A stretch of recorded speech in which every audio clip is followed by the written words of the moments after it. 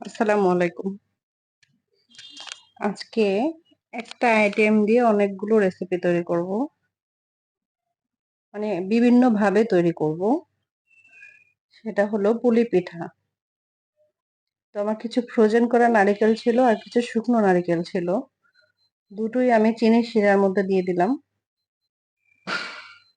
এবার এই নারিকেলগুলো চিনির সাথে ভালো করে মিক্স করে জাল দিয়ে নিতে হবে।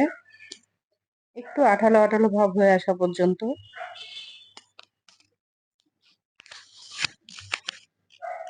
ভালো করে নেড়ে চেড়ে এগুলো নামিয়ে নেব। যখন একটু আঠালো আঠালো হয়ে যাবে, এটা একটু জমাট বাঁধতে শুরু করবে, তখনই নামিয়ে নেব। এবার আমি পিঠাটা তৈরি করার জন্য একটা ডো তৈরি করে নিব। ডোটা আমি মাকে বললাম একটু হেল্প করে দেওয়ার জন্য।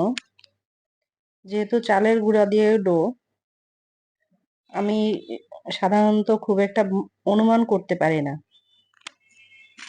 কতটুকু পানির মধ্যে কতটুকু চালের গুঁড়া দিলে সুন্দর মতো ডোটা তৈরি করা যাবে। যার জন্য মার কাছ থেকে হেল্প নিলাম। মা আমাকে ডোটা তৈরি করে দিচ্ছে। চালের গুঁড়াতে একটু বেশি পরিমাণে পানি লাগে তো, তাই আমি আন্দাজটা ঠিক মতো করতে পারি না। তো মা বলল দে, আমি আমি ডোটা করে দিচ্ছি। যেহেতু গরম, ধরতেও কষ্ট হচ্ছে। তো নারিকেলটা ঠান্ডা হয়ে যাওয়ার আগেই পিঠাটা বানিয়ে নিতে হবে। তো ডোটা তৈরি করে নেওয়ার পর একটা রুটির মতো বেলে নিয়ে তারপর হাত দিয়ে এরকম করে গোল গোল করে একটা শেপ দিয়ে নিব বাটির মতো করে। এটা মা আমাকে করে দিচ্ছে।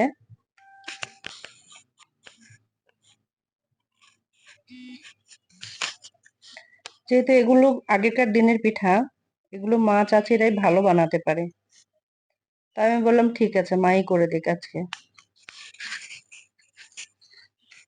আর এই পিঠার ডিজাইন গুলো মা খুব ভালো করে। আগে দুধ চিতই, দুধ পুলি এগুলো খুব খেতাম।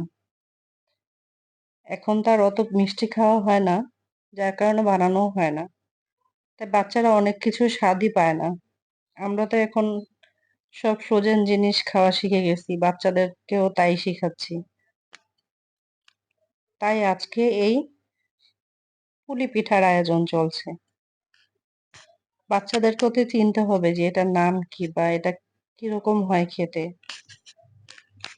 সাথে আমি দুধ চিতই বা দুধ পুলি, দুধ চিতই না, সরি, দুধ পুলিই বলবো। আমার পছন্দ দুধ পুলি। আর ছেলের জন্য একটু স্টিম করে নিলাম, আর কিছু ভেজেও নিয়েছি।